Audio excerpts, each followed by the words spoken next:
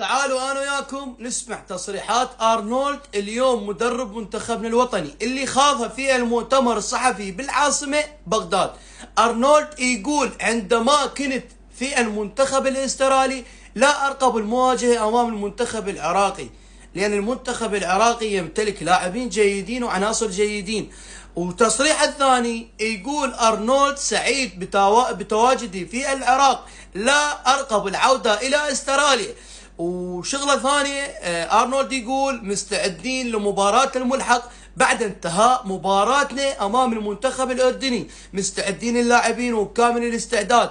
وبعد شنو طلب؟ قال اتمنى من اللاعبين يحافظون على لياقتهم، يحافظون على اجسامهم، يحافظون على غذائهم حتى يستعدون لمباراه الملحق.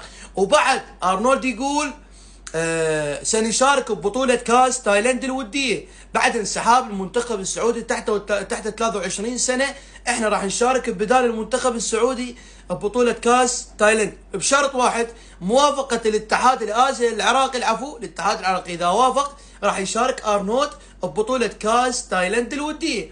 وبعد شنو ضاف ارنولد؟ يقول ارى تفائل وارى اللاعبين على وجوه اللاعبين التأهل من مباراة الملحق، وإن شاء الله أرنولد قدها وبحيل الله فالخير علينا.